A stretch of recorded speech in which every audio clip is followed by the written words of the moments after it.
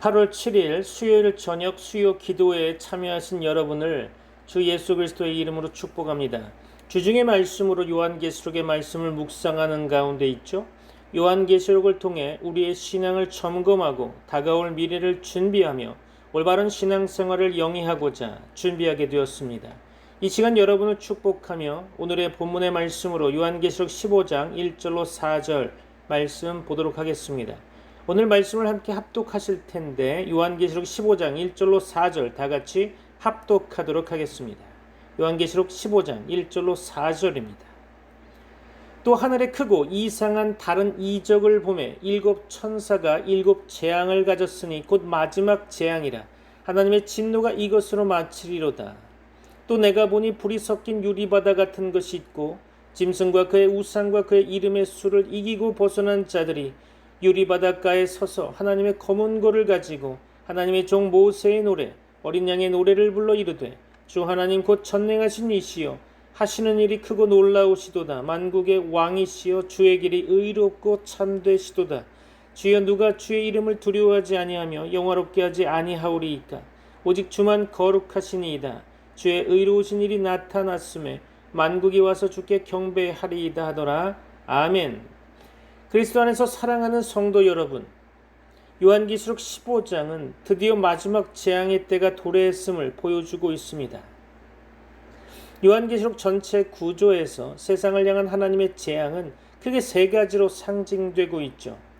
먼저 일곱 봉인이 떼어짐으로 하나님의 심판이 공개됩니다. 그 다음 일곱 나팔이 불리면서 하나님의 보응이 알려지게 되죠. 마지막으로 일곱 대접이 쏟아짐으로 하나님의 진노가 시행됩니다. 우리는 일곱 봉인이 차례로 떼어지는 것을 살펴보았습니다. 마지막 일곱째 인이 떼어질 때 일곱 천사가 일곱 나팔을 받았죠. 마치 일곱 나팔은 일곱째 봉인의 확장처럼 기술되고 있습니다. 일곱 대접 역시 일곱째 나팔의 확장처럼 기술되고 있죠. 다섯째 나팔을 불 때 첫 번째 화가 이 땅에 임했습니다. 여섯째 나팔이 울릴 때는 두 번째 화가 내렸죠. 그리고 세 번째 화가 속히 도래할 것을 말하고 난 다음에 일곱째 나팔이 울려 퍼졌습니다. 오늘 본문 1절을 보면 일곱 천사의 일곱 재앙이 앞서 말한 마지막 세 번째 재앙임을 말해주고 있습니다. 하나님의 진노가 총결산되는 마지막 화임을 말하고 있는 거죠. 그러므로 일곱째 나팔의 구체적인 내용은 일곱 대접의 일곱 재앙 속에서 찾아볼 수 있을 것입니다. 그렇게 본다면 일곱 나팔을 부는 일과 일곱 대접을 쏟는 일 사이의 막간 기사가 12장, 13장, 14장에 나오는 거죠. 우리가 말씀으로 확인한 바 있습니다. 이제 15장과 16장 더 크게 확장해 보면 17장과 18장까지는 일곱 대접 재앙의 심판으로 볼 수 있을 것입니다. 그런데 자세히 살펴보면 15장은 마지막 재난의 준비를 보여주고 있고요. 16장은 마지막 재난의 집행을 보여주고 있습니다. 그리고 17장과 18장은 일곱째 대접 재앙의 결과로 바벨론의 파멸을 자세히 보여주고 있죠. 그러므로 15장과 16장은 한 문단으로 함께 살펴보아야 할 것입니다. 15장은 마지막 재난의 예비적 해설처럼 보이죠. 16장은 마지막 재앙의 시행을 기술하는 것 같아 보입니다. 15장과 16장 모두 구약 출애굽을 배경으로 서술되는 특징을 지니고 있죠. 자, 그러면 요한계시록에서 중요하고 새로운 단락이 시작되는 15장을 살펴보려고 합니다. 마지막 재앙의 시작이죠. 15장은 크게 두 부분으로 나눌 수 있습니다. 1절로 4절은 큰 환란에서 승리한 무리와 그들이 부르는 노래로 구성되고 있죠. 5절로 8절 말씀은 하늘 성전 장면으로 마지막 재앙을 준비하는 일곱 천사의 환상을 나타내고 있습니다. 크게 두 장면의 환상으로 나누지만 시간적인 순서를 따라 기술된 것은 아닙니다. 기억해 두시기 바랍니다. 시간적으로 본다고 하면 오히려 둘째 환상이 첫째 환상을 훨씬 앞서고 있음을 알 수 있을 것입니다. 첫째 환상은 모든 하나님의 진노가 종결된 다음 역사의 완성을 보여주는 장면이죠. 오늘 본문 계시록 15장 1절입니다. 이해를 돕기 위해 다른 번역본으로 보려고 합니다. 제가 가지고 있는 성경은 새번역 성경입니다. 자, 계시록 15장 1절이죠. 그리고 나는 하늘에서 크고도 놀라운 또 다른 표징을 하나 보았습니다. 7 천사가 7 재난을 가지고 있었는데 그것은 마지막 재난이었습니다.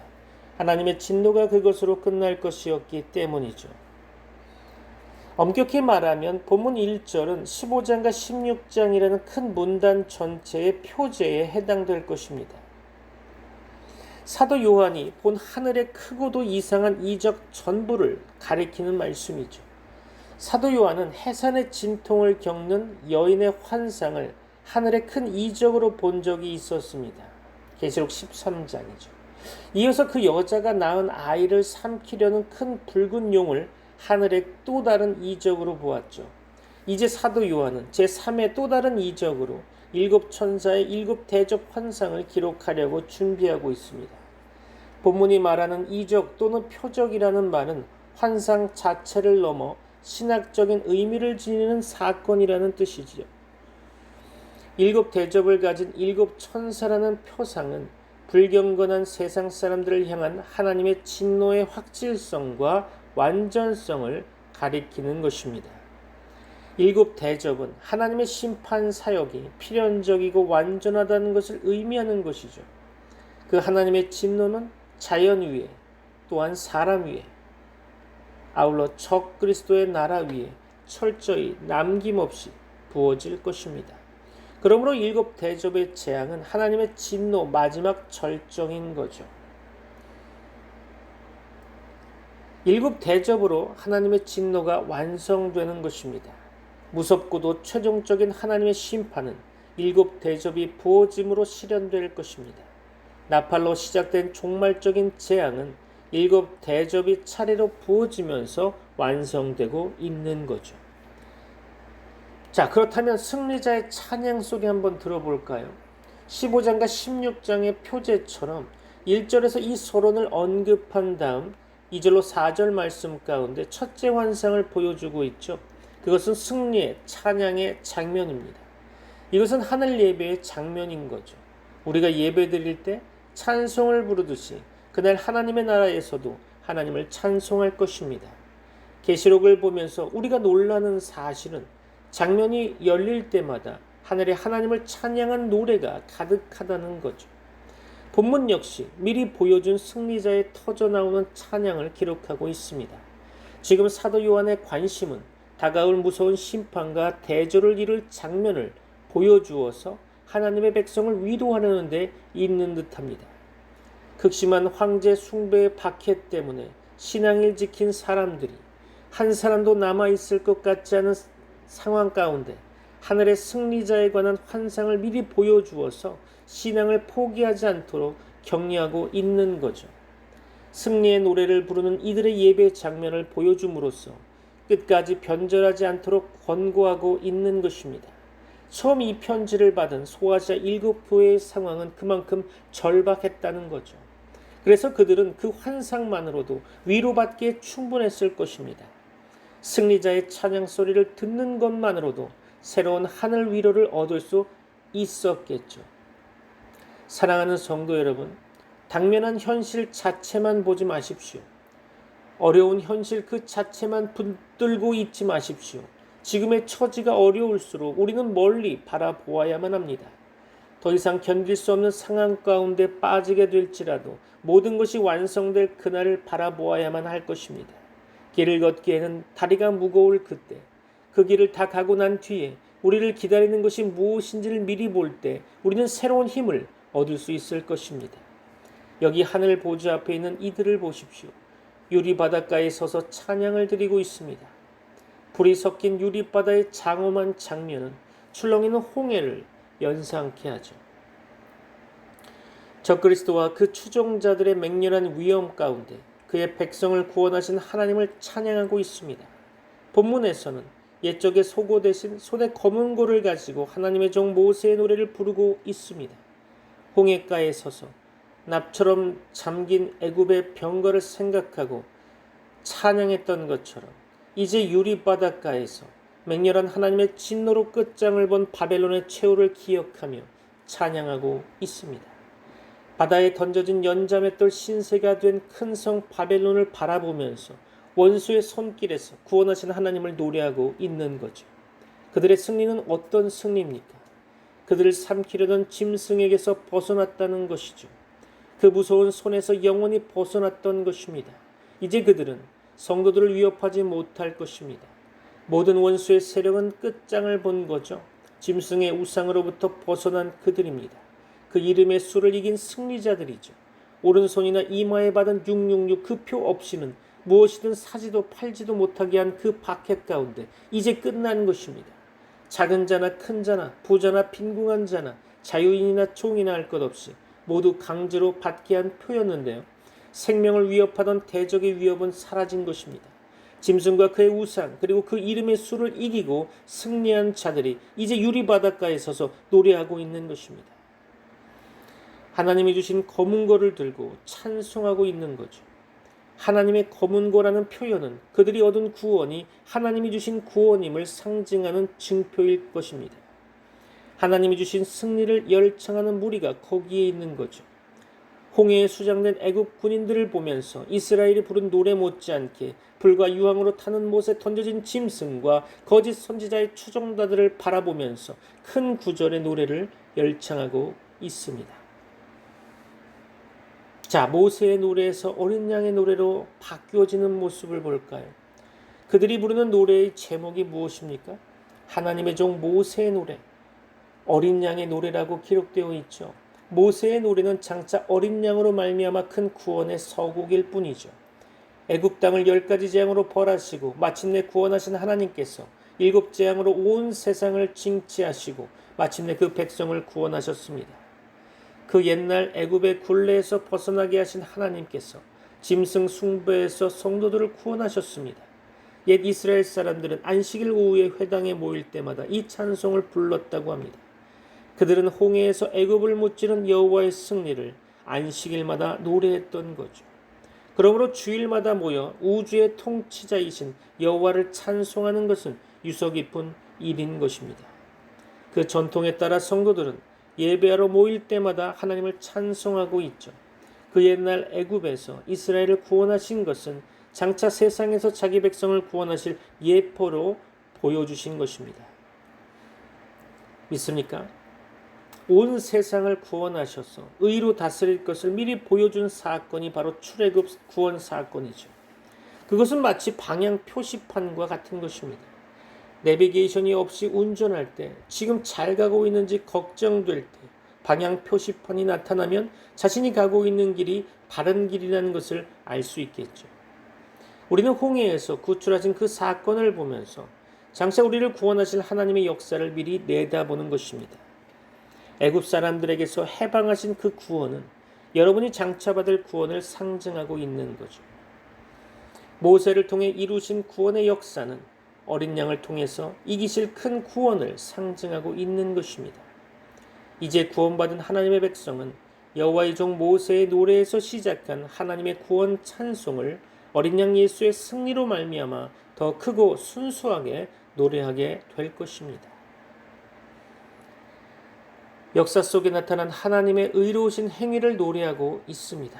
하나님의 심판과 하나님의 구원은 동등하게 의로운 행위인 거죠.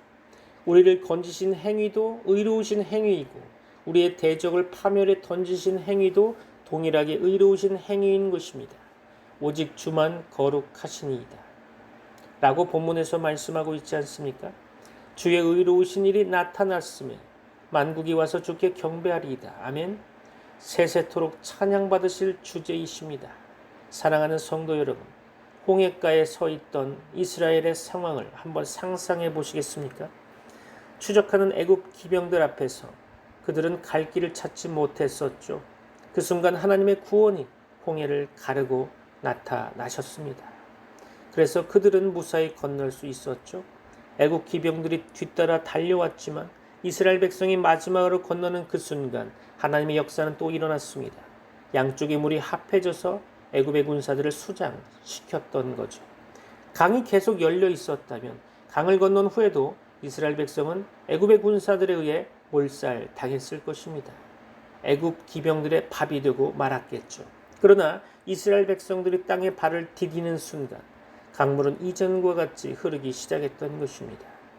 그래서 그들을 추격하던 원수들이 모두 수장되고 말았죠. 넘실대는 물결을 바라보며 노래한 이스라엘을 상상해 보십시오.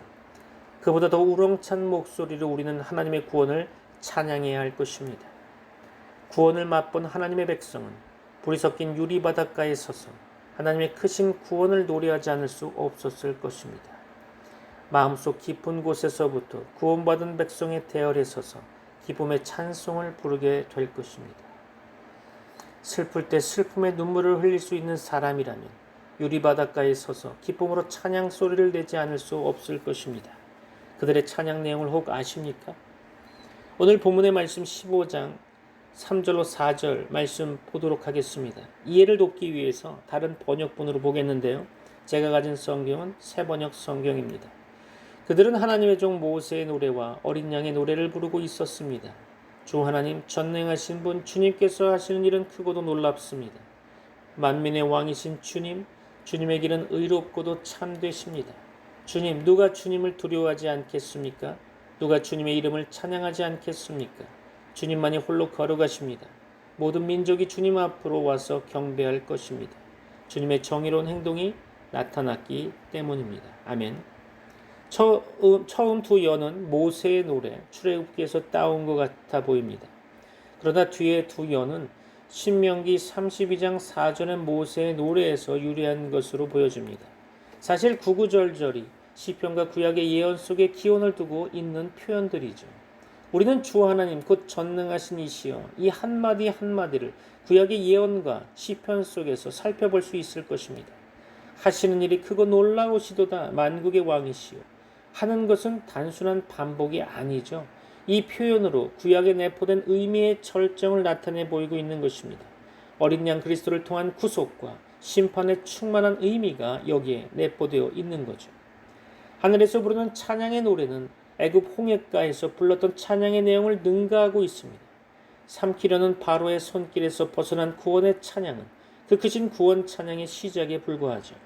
우리가 장차 부를 구원 노래의 시작에 불과한 것입니다. 그날에는 구원받은 한 민족 이스라엘의 찬양보다 훨씬 우렁찬 찬양이 만국 성도들의 입에서 터져나올 것입니다. 구원의 노래가 그 입술을 떠나고 기억 속에서 사라지기도 전에 마실 물과 먹을 음식으로 불평하는 이스라엘과 달리 우리의 입에서는 영원토록 찬양과 감사만이 터져나올 것입니다. 자, 그렇다면 전능하신 하나님을 향한 경배와 찬양은 무엇일까요? 오늘 본문 15장 3절 봅니다. 주 하나님 곧 전능하신 이시여 하시는 일이 크고 놀라우시도다. 아멘. 끝없는 세월이 흘러도 진노가 가라앉지 않는 불이 섞인 유리바닷가에서 처음 찬양한 것 못지않은 열창을 세세토록 부를 만국의 백성이 여기 모여 있습니다. 나라와 백성과 방언과 민족 가운데서 영원히 감탄할 수밖에 없는 구원의 행위를 여기서 노래하고 있는 거죠. 세상은 스포츠와 과학의 발달로 인한 올림픽과 박람회를 칭송하고 있죠. 세상 사람은 짐승의 행위에 놀라고 거짓 선지자의 기적에 감탄하고 있습니다. 그러나 하나님의 백성은 하나님의 행사를 찬양하며 감탄하는 무리들입니다. 놀라운 하나님의 행위를 접한 사람들은 자질구레한 세상의 발전에 감탄하지 않겠죠. 스케일이 위대하실 뿐 아니라 그 본질에 있어서 무한히 의로우신 분이라고 본문은 찬송하고 있습니다. 그 하시는 일마다 의롭다고 찬송하고 있는 거죠. 뜻하신 일을 이루신 주님, 곧 전능하신 주를 찬송하고 있는 것입니다. 마음먹은 대로 할 수 있는 분은 오직 하나님 한 분뿐이십니다. 우리가 좋은 계획을 세울지라도 하나님이 맡기신 일만 감당할 수 있는 것이죠. 하나님이 우리에게 됐다 거기까지야 라고 말씀하시면 우리는 물러나야 합니다. 모든 것을 내려놓고 하나님이 오라고 하는 곳에 가야 되겠죠. 마치 영화 촬영장에서 감독의 지시에 움직이는 것처럼 말입니다. 수많은 카메라 앞에서 감독이 레디 액션을 외치면 일제히 움직이다가 컷이라는 소리가 들리면 끝나는 그런 거죠. 그 마음의 소원대로 시행하시는 하나님을 우리는 마음껏 노래할 수 있습니다. 주 하나님께서 영원토록 우리의 찬송 주제가 되어야 할 것입니다. 우리가 찬송하는 하나님은 주 하나님 곧 전능하신 분이십니다.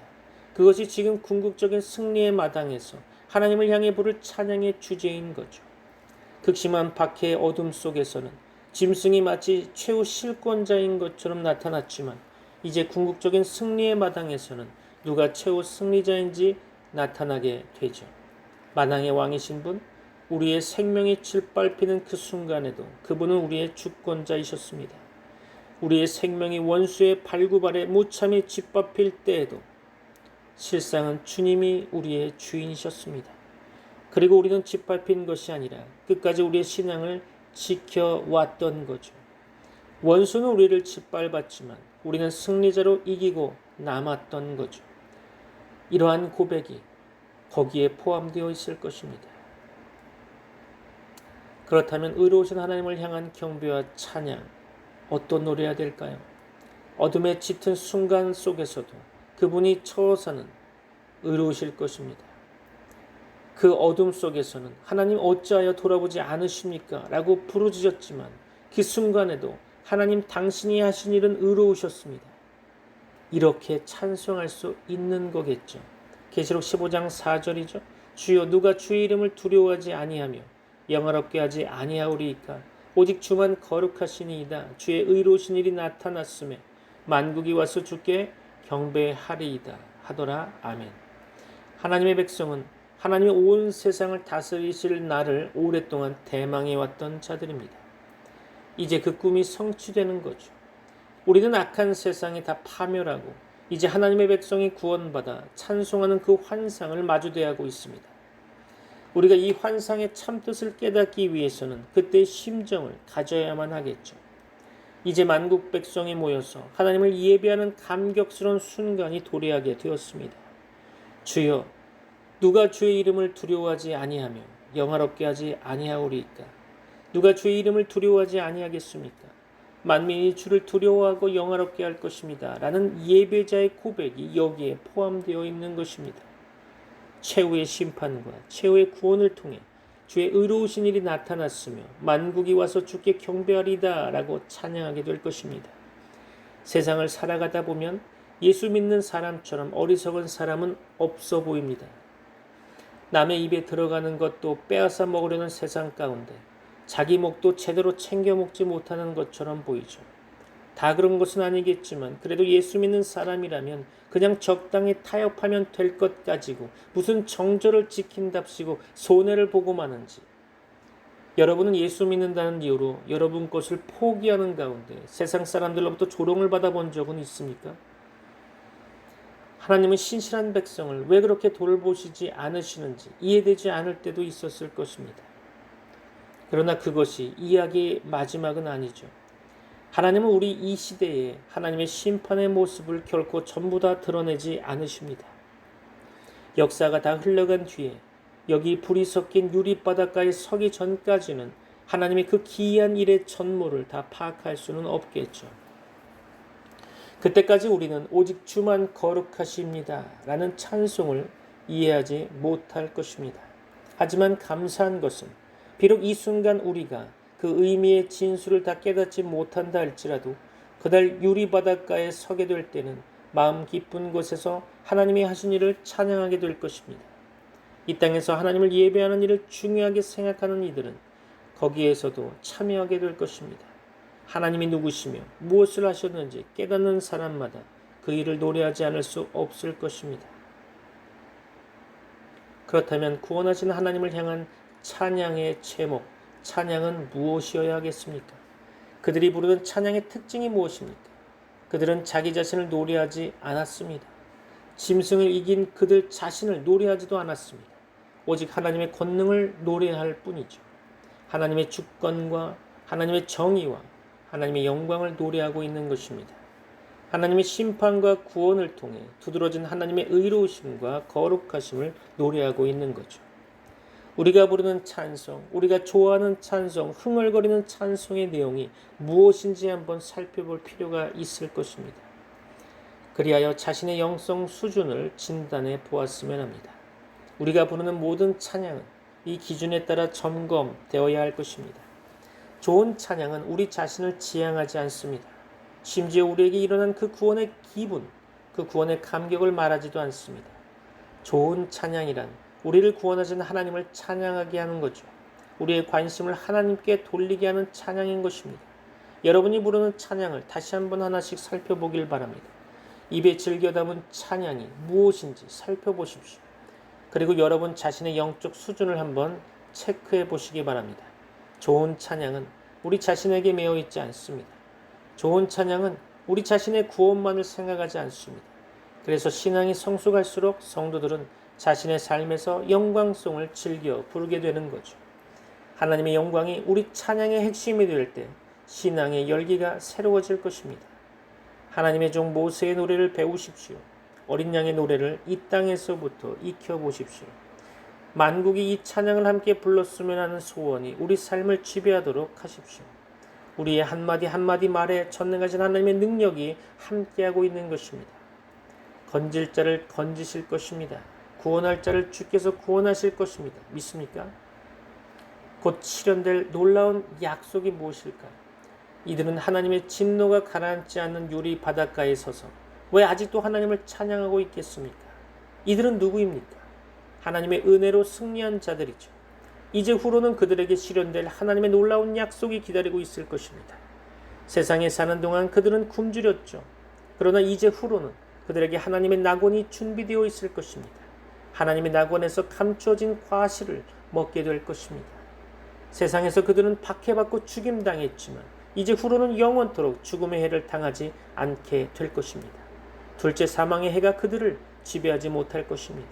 전능하신 하나님의 은혜로 주어질 축복은 여기서 끝나지 않죠. 우상의 재물과 풍성한 식탁을 함께하지 않은 그들을 위해 감추어진 하늘 만나가 마련되어 있습니다. 세상에서는 그럴듯한 멤버십 하나 갖지 못하고 살았지만 이제 후로는 그들 이름이 기록된 힌도를 받게 될 것입니다. 주를 향한 신실함 때문에 세상에서는 조합원 자격마저도 박탈당했지만 이제 후로는 받은 자밖에는 알 수 없는 그 영광스러운 이름이 새겨진 힌도를 받게 될 것입니다. 세상에서는 짓밟히는 처지였지만 이제 후로는 만국을 다스릴 권세를 받게 될 것입니다. 철장을 가지고 만민을 다스릴 것입니다. 쇠멍둥이를 가지고 질그스를 깨뜨리듯이 세상을 다스릴 것입니다. 세상을 살 때는 미미한 존재 같아서 아무도 그 이름을 알아주지 않았죠. 그러나 이제 후로는 새벽별같이 빛나게 될 것입니다. 많은 사람을 주께 돌아오게 한 자는 별과 같이 빛나리라고 약속하셨죠. 주를 위해 의롭게 살고 싶은 소망 때문에 탄식하고 애통하면서 이 땅을 살았지만 이제 후로는 흰옷을 받아 입게 될 것입니다. 또한 소원하는 모든 의를 마음껏 받아 누리게 될 것입니다. 소원하던 하나님의 뜻을 따라 영원토록 살게 될 것입니다. 그들은 그 중심에서부터 사랑하는 하나님을 위해 살게 될 것입니다. 주님처럼 하나님을 사랑하고 예수님처럼 하나님께 순종하는 자리에 이르게 될 것입니다. 그러므로 이들은 찬양하지 않을 수 없겠죠. 하나님과 천사들 앞에 기록된 그 이름이 영원히 지워지지 않을 자들이기 때문이죠. 이것은 그들이 누리는 축복의 전부가 아닐 것입니다. 하나님의 성전 기둥같이 여김받을 것을 약속받고 있죠. 하나님 나라에서 없어서는 안 될 존재처럼 인정받게 될 것입니다. 이스라엘 성전을 버티고 섰던 그 기둥같이 여김받게 될 것입니다. 하나님의 존전에서 더 이상 밀려나지 않게 될 것입니다. 이제 우리 마음속에 하나님의 이름과 하나님의 성 곧 하늘에서 내려오는 새 예루살렘의 이름과 언약의 이름이 영원히 자리하게 될 것입니다. 이제 후로는 하나님의 보호자의 어린 양과 함께 앉아서 영원한 복을 누리게 될 것입니다. 그러기에 지금 하늘가에서 진노의 불이 다 사라지지 않은 유리 바닷가에 서서 노래하고 있는 것이죠. 이 큰 구원을 받아 누리게 된 그들 자신을 돌아보면서 하나님을 찬양하지 않고는 견딜 수가 없는 거죠. 영원한 구원과 무궁한 축복의 자리에 선 자신을 바라볼 때 주 하나님 곧 전능하신 이라고 노래하지 않을 수 없을 것입니다. 사랑하는 성도 여러분, 말씀을 마무리하려고 합니다. 구원의 노래가 우리를 삼키게 될 날을 사모하십시오. 여름 더위와 겨울 추위에 지쳐서 발걸음이 더 이상 가볍지 않을 때 우리 앞에 기다리고 있는 그 마지막 찬양을 생각해 보십시오. 지금부터 하나님의 의로우심을 노래하는 것을 배워보십시오. 그날 그분이 사랑하시는 자 안에서 우리에게 거저주시는 하나님의 영광을 찬미하게 될 것입니다. 그리스도 안에서 전부터 바라던 우리로 하여금 그분의 찬양이 되게 하실 것입니다. 그날 우리 기업의 보증이 되시는 성령님께서 그 얻으신 것으로 인하여 찬미하게 될 것입니다. 환란의 모든 풍파가 다 지나가게 된 후에도 진노의 불길이 다 사그라지지 않는 그 유리바다 곁에 서서 하나님을 찬양하는 환상이 여러분 마음속에 늘 자리하고 있기를 소망합니다. 큰 풍랑이 여러분을 삼키려 하는 그때에도 유리바다가 곁에서 노래하던 이 어린 양의 노래처럼 여러분은 승리하게 될 것이고 여러분의 목소리가 그 찬양에 합하게 될 것입니다. 여러분에게 이러한 놀라운 복이 가득 넘치기를 축원합니다. 기도하겠습니다. 이제는 우리 주 예수 그리스도의 은혜와 하나님의 사랑과 성령님의 교통하심이 트리니티 미라클 교회 모든 권속들과 세계 교회 위 이제부터 영원까지 함께 있을지어다. 아멘.